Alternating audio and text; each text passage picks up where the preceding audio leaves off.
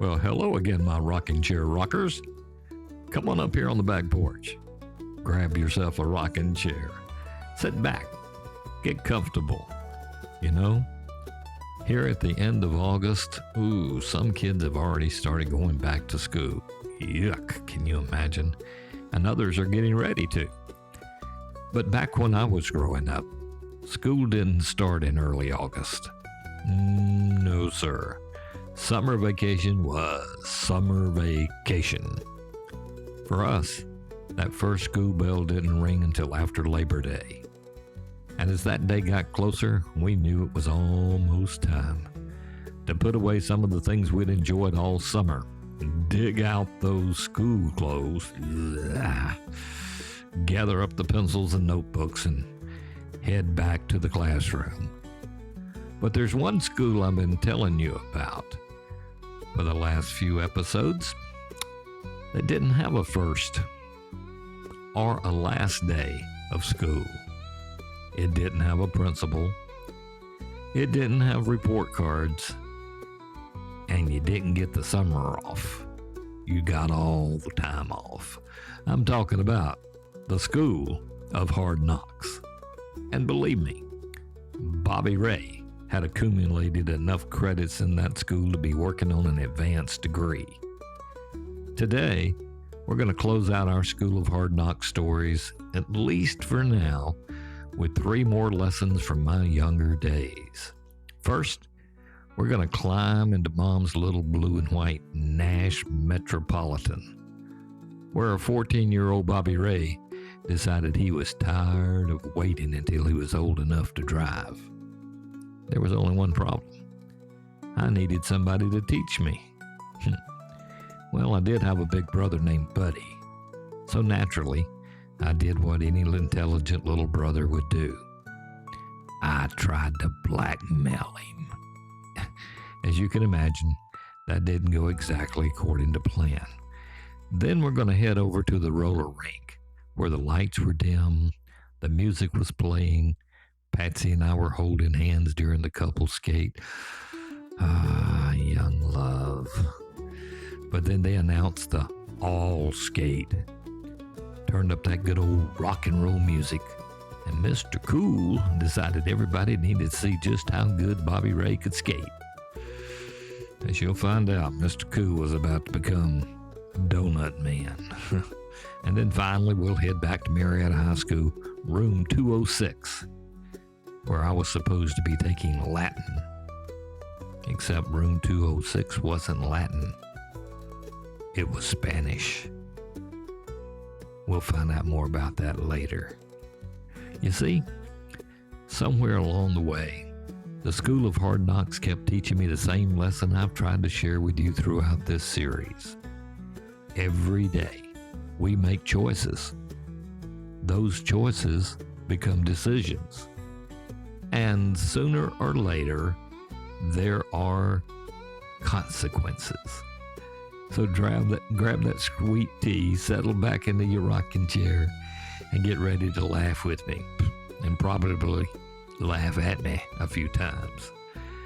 Because school is back in session, and Professor Life has 3 more lessons waiting for Bobby Ray.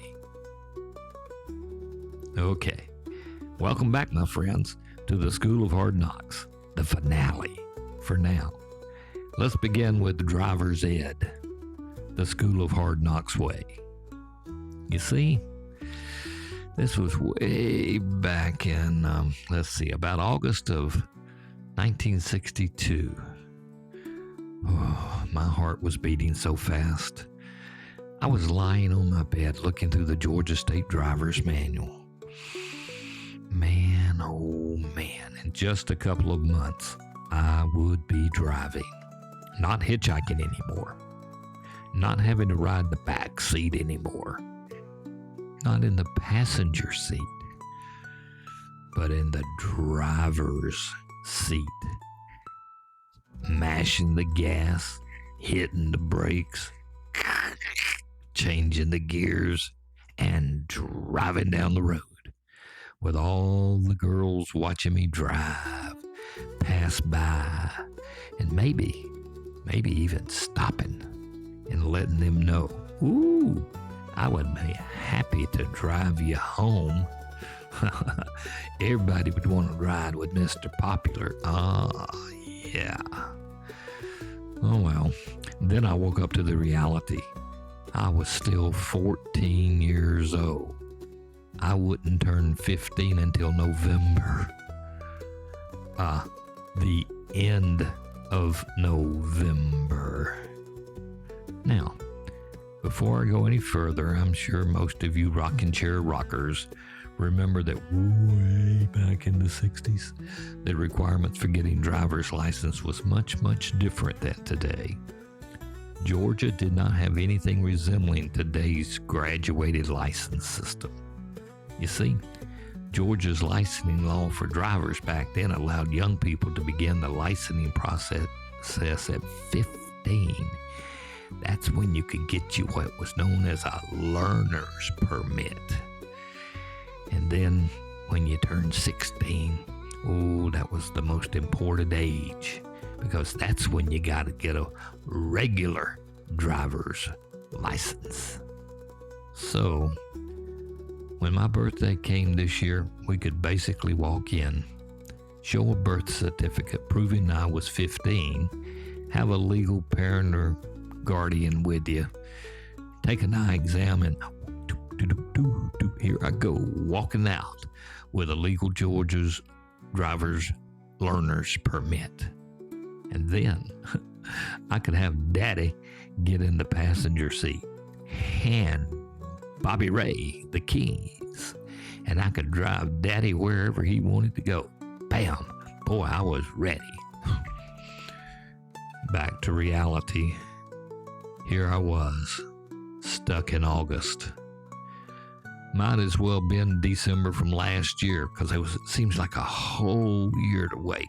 You see, August, September, October, and again with my birthday on November the 29th. That was forever.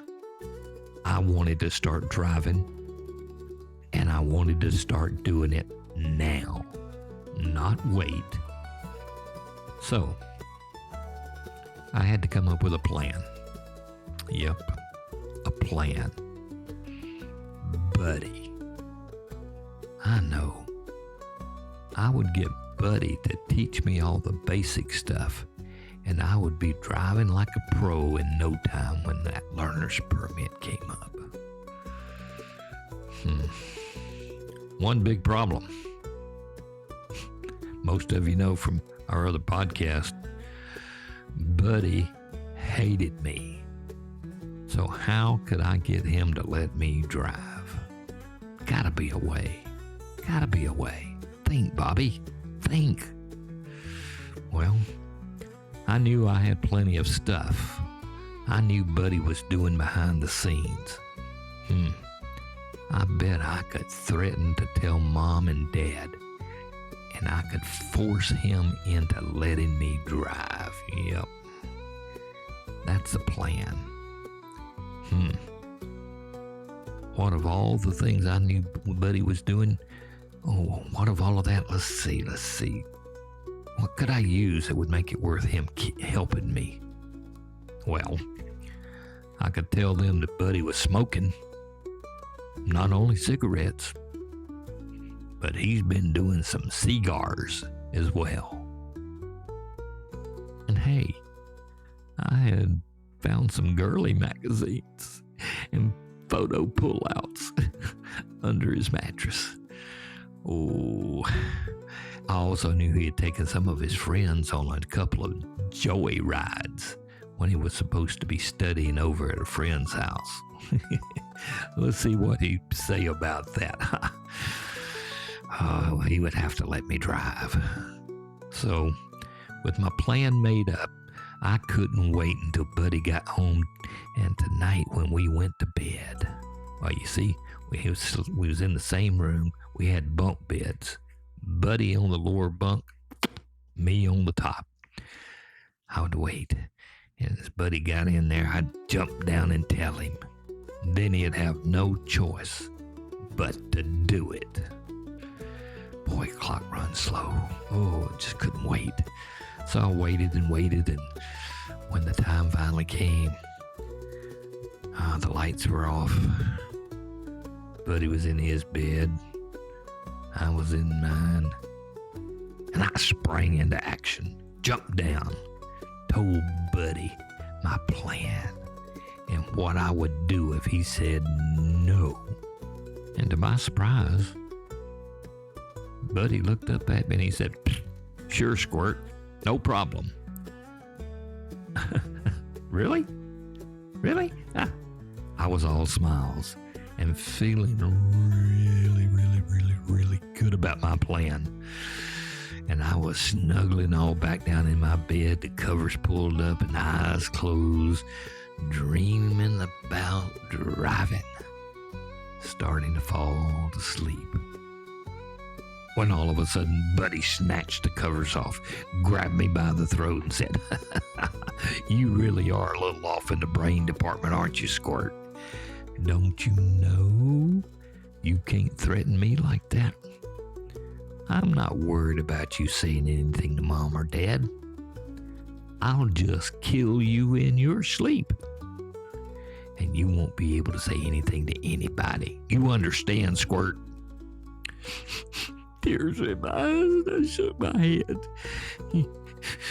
"Yes, I understand." And he let go.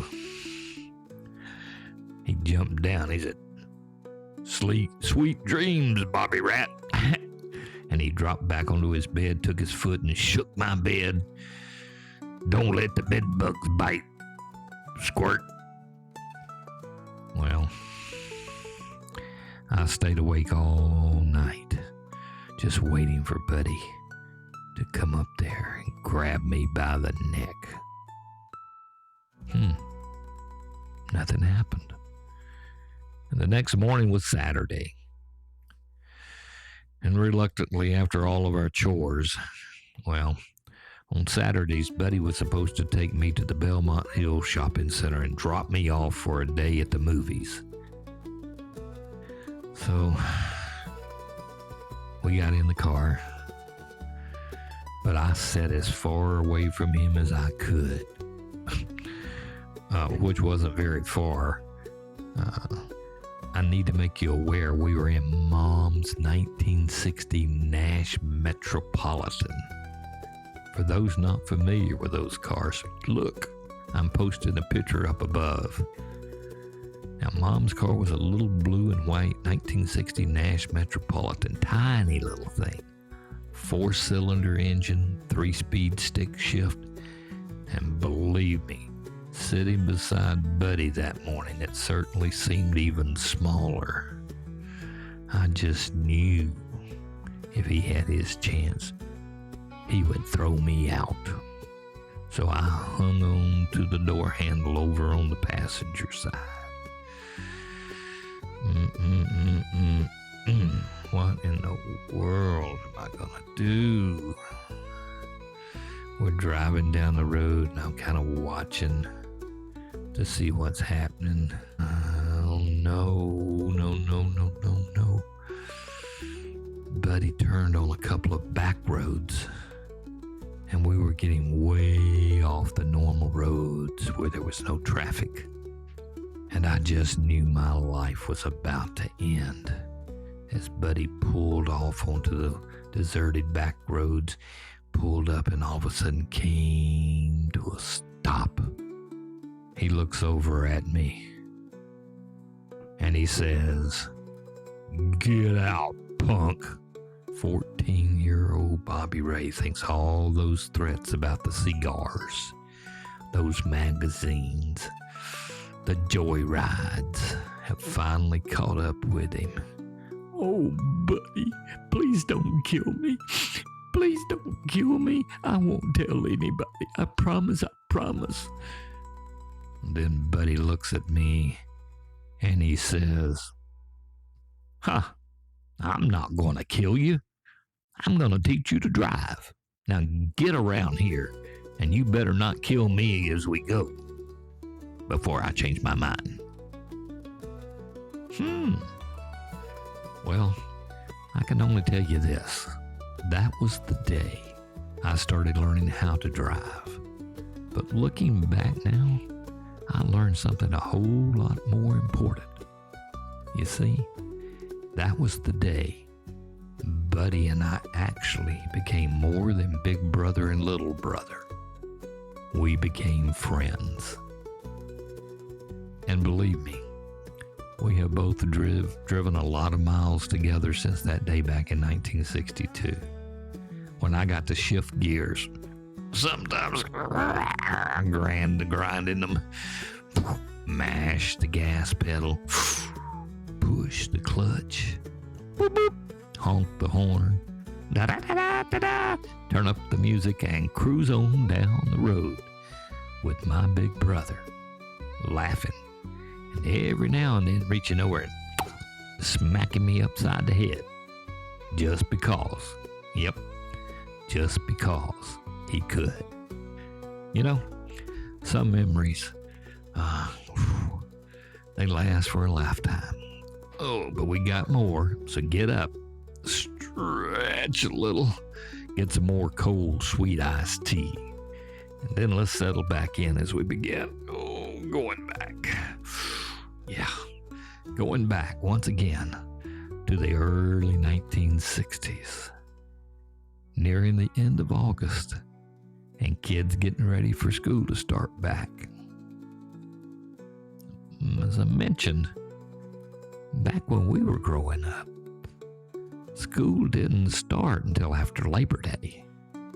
So that's where these stories began, in the olden golden days of the 60s. Well, one of the things most of us kids would do on a Friday night or a Saturday night, we'd all meet up at the roller rink. Oh, yeah, that was a big deal back then, big hangout.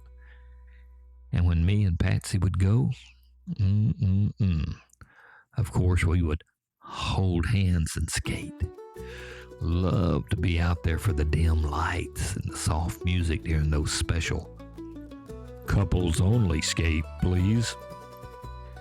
And then we'd be out there in the soft music, the lights dim down, and just skating back and forth, just enjoying it. And then all of a sudden the lights would come on, and the rink announcer would say, "All skate, all skate." The all skate session started back, and that's when they would put on some good old rock and roll music. Bobby Ray. Ooh, liked that rock and roll music. And another thing Bobby Ray liked to do, liked to show off. As usual, doing tricks, jumps, turning circles, or even doing flips on skates. But my favorite was to skate backwards. And then as I'd skate and people would watch, and I'd go faster and faster, and then I'd go around the turns and back down and into the middle. Ooh, and I would throw some more tricks in. But as with most show-offs, just when everyone is watching, just when everybody's watching and a spotlight's on you, you try something really stupid. Things can and will go wrong. You see, I was skating backwards. You've kind of heard this with the skiing stories, didn't you? One leg extended backwards in the air, arms stretched out kind of like an airplane to my sides and gliding along like a butterfly. And then it happened. I ran backwards into another skater. They fell, landed on their back with their skates pointed upwards, and at the same time, I fell backwards and I fell right on my butt, landed right on the point of their skate, and flipped over in agonizing pain. Everyone was laughing, pointing, and some saying, "Oh, the show-off did it to himself." Boy, that stung. Well, didn't sting, it hurt to move. I tried to stand up. Ooh, pain. Oh. Well, They said, somebody call an ambulance. Somebody call an ambulance. I said, don't you dare. And I forced myself up in all that pain. And I told them, no way I was going to go in an ambulance. So they kind of canceled that idea. And I kind of crawled over, slunk over, slid over, whatever you want to call it. Well, a couple of friends even helped me get over to the sides, take off my skates, and somewhat carried me out to my car. I tried to sit in the driver's seat. Oh, that didn't work. Pain was too much to bear. So they laid me in the back seat with my rear end facing upward, and Patsy had to drive me home. Told Mom what had happened. Mom came out to the car. She checked me over and said, we got to take you to the hospital, son. And then the news came. The doctor had examined me. I was laying on that table with my head kind of propped up with my elbow. And the doctor came in and he said, Miss Autry, this is going to sound a little odd and different. But Bobby, you broke your coccyx bone, which is at the base of the spine. And let me tell you, normally in all my years of medical practice, this type of break generally only happens to pregnant women in everyday terms. Bobby, you broke your tailbone. What? And he said, treatment for a broken tailbone, a coccyx fracture, primarily focuses on just reducing pain and minimizing pressure on that area. Unlike other fractures, a tailbone cannot be put into a cast or immobilized. You're going to have to use a special cushion to sit on a wedge-shaped coccyx cushion, or in plain everyday terms, a gel donut pillow to eliminate direct pressure on the tailbone. You get the picture? You mean I'm going to have to start back to school, not as Mr. Cool, but as Donut Man. For the next 6 weeks, I had to walk around with that stupid rubber donut and sit on it for every class. Boy, you talk about embarrassing. So, to all of my rocking chair rockers here, as your grandkids and your kids dread going back to class here in the current, remind them of this. So when your kids or grandkids complain about going back to school, remind them things could be worse. You could be starting school carrying your own seat. Think about that. Yep, the School of Hard Knocks gave me another diploma that night, and this time I had to sit on it. Those are some memories. And I know time's getting short for this week, but I have to include this next memory that will bring us to the end of this series on the School of Hard Knocks for now. So take another sip of iced tea, get back in rhythm as we rock back to the School of Hard Knocks foreign language class. You see, back then, my personal life's goal was to get out of high school and go to law school. I was going to become a big-time lawyer and make mega bucks. Oh, yeah, I did have retirement plans way back then. I had planned on retiring at the age of 30, then going into the ministry. Just because I was going to be a preacher, I wouldn't have to be poor. Well, that was a common train of thought for preachers back then.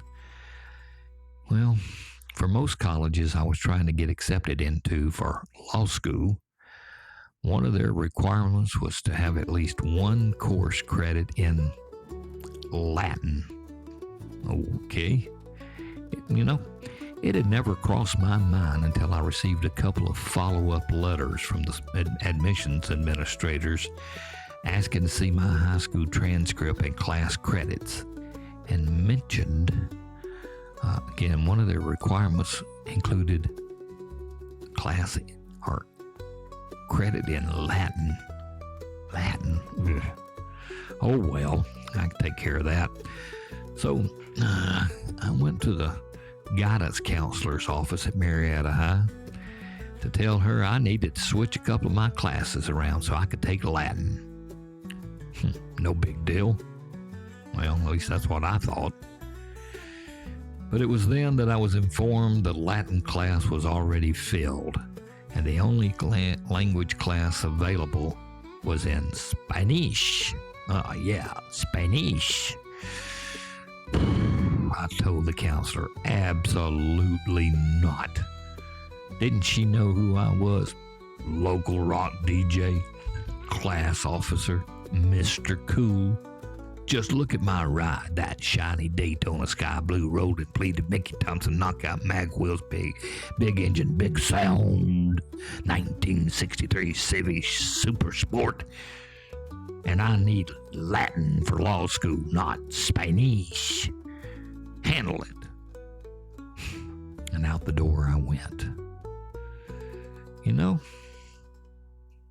I never really thought about it back then, but I sure learned about it without even knowing it. You know what I'm constantly saying these days, and many people have heard it, going to continue to hear it. But I was kind of hearing it in my head. Choices, decisions, and what? Consequences. Well, when I walked into school on that first day after Labor Day and got my class schedule right there in black and white, third period, Spanish class, room 206, teacher, Mr. Smith, I was furious. How could they do this to me? I immediately went to the office and I told him there was a big mistake on my class schedule and I was assigned the wrong class. The assistant principal told me to settle down.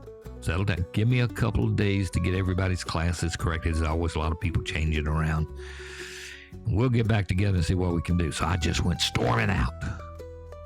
And in the meantime, I was told I needed to be in room 206 for third period. Well, when the third period bell rang, I walked down the hall and went and took a seat in what? Room 206. So there I sat as the teacher turned to the class and looked over the kids. He said, "Buenas vidas a los casta el de español. Soy el señor Smith." How you like that? Do what? He smiled and translated it. "Welcome to Spanish class. I'm Mr. Smith." And then he said, "Class, I'm going to be calling roll, and I will say your name in English and then in Spanish, and you will respond with presente, Senor Smith." Present, Mr. Smith, I guess is what he was trying to say, or what I'm trying to say, who somebody was trying to say. Lord of mercy, he started going around the room doing this crazy routine. And one by one, he would call the student by name and then by their Spanish name until he came to me. And he looked over and he says, "Bobby, Roberto," to which I responded, "Here, Mr. Smith." No. Listen, Bobby, Roberto. And once again, I replied, "Here, Mr. Smith." Well, that was my introduction to Spanish, not Latin. And I stood up and told him, "Sir, my name is Bobby, not Roberto." To which he said, no, you understand this. There is no Bobby in Spanish. It's translated Roberto. I looked at the teacher and I said, well, you're partially correct, except there is no Roberto in this Spanish class. But there is a Bobby, and that's me. And I'm here, reluctantly here, and I'm not going to be here for long. I'm supposed to be in Latin class. So, until I get switched, just call me Bobby, and we will be okay. Now, Mr. Smith looked at me, fumes coming from his ears, and said, Roberto, sit down. I kept standing, kind of looking off into the air, paying no attention. Once again, he walked slowly over to where I was standing, and he said, Roberto, sit down. I kept standing. Mr. Smith was not real happy, and he came over and he looked at me as close as he could, eye to eye, nose to nose. And he finally said, Bobby, sit down now. I casually took my seat and said, oh, you were talking to me? I thought you were talking to somebody else since you didn't call me by my name. Nothing else was said to me the whole class.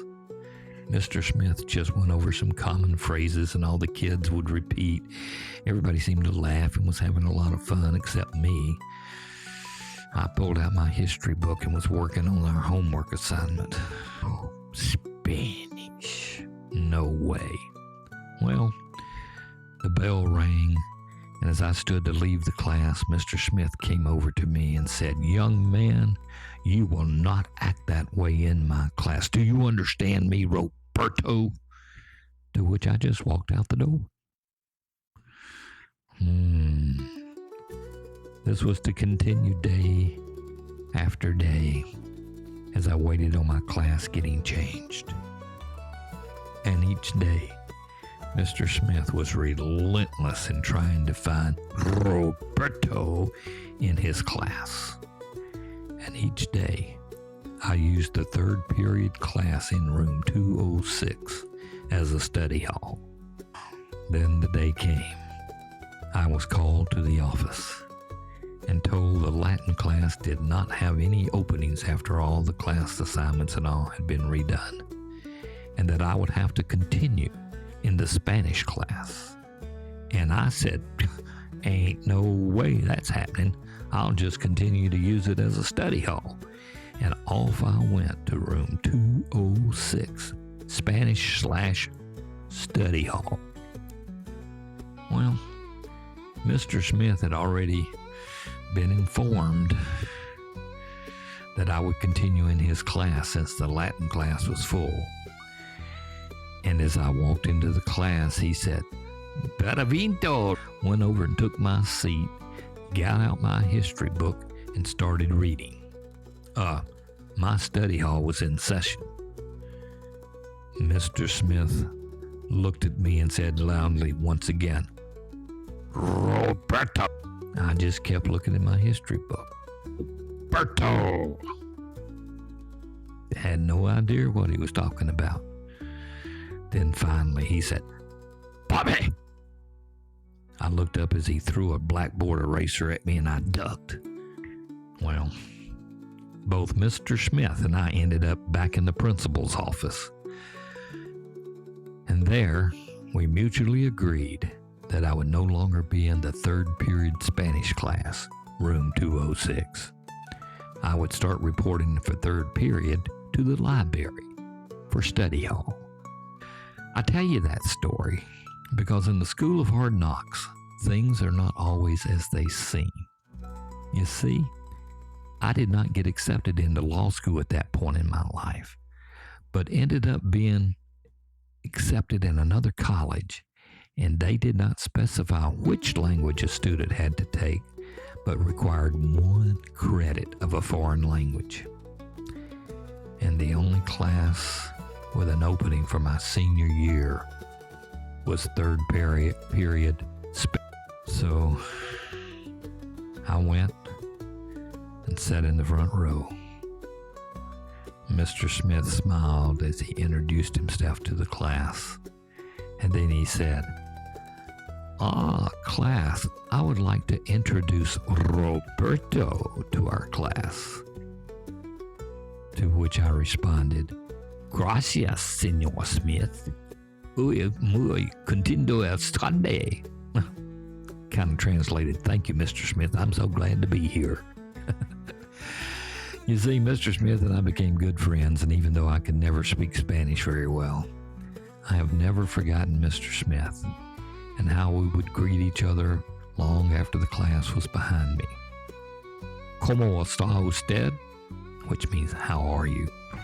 Muy bien, gracias. Very blessed, thank you. You see, because even in third period high school Spanish class in room 206, there was always room for one more. Well, my rocking chair rockers, I guess that's old school bell just telling us to get out of here for today. It's time to close the books on the School of Hard Knocks for now.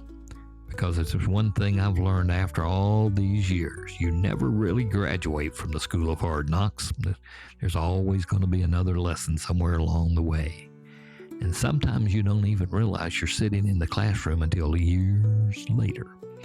And looking back at these stories, I thought I was learning how to drive that little Nash Metropolitan, but something much more important happened that day. My big brother Buddy and I became more than brothers. We became friends. And then at the rolling rink, well, I thought I was showing everybody just how cool Bobby Ray could be. Instead, I learned that showing off can bring you back down to earth mighty fast. And occasionally, you land tailbone first.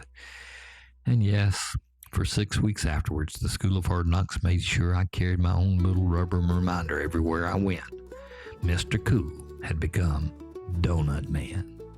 And then, in that final memory from those high school years, along with that special foreign language class from the School of Hard Knocks that took place at Marietta High in room 206, I knew exactly what my future was going to be.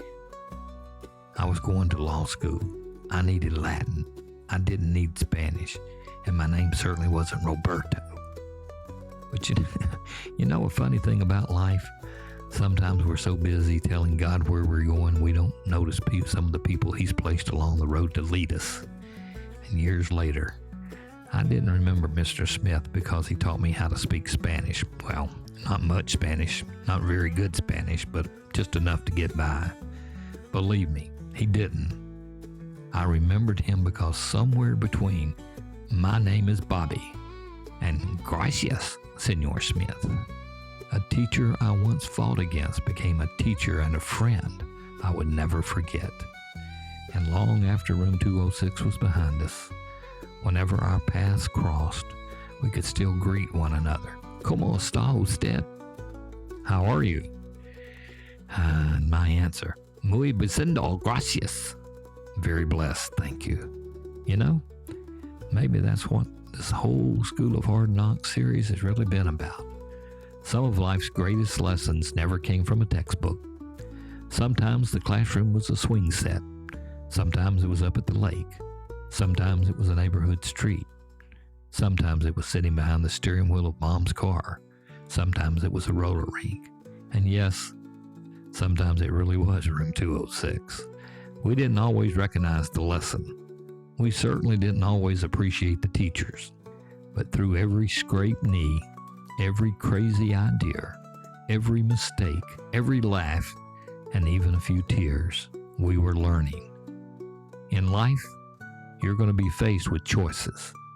In life, you're going to have to make some decisions. But always in life, you're going to have to experience the consequences. Those 3 words followed Bobby Ray through the School of Hard Knocks. And you know something? They're still following Bobby today. So we're going to close the doors on the School of Hard Knocks for a little while and head down another road together. We've got plenty more memories to uncover. plenty more stories to tell, and I'm pretty certain that there are still a few tall tales hiding somewhere around here too. So until next time, my friends, keep smiling, keep making memories, and every once in a while, take some time to remember the people who helped teach you the lessons that made you who you are today. Because no matter where this old rocking chair takes us next, there'll be a chair waiting right here beside mine. After all, here on the back porch, there's always room for one more. This is Bobby Ray from Stories and Tall Tales from my back porch rocking chair saying, muy besento, gracias, very blessed, thank you. Be sure to hit that like button, keep following us on YouTube, and share a little of the good old days with family and friends. God bless. Until next time.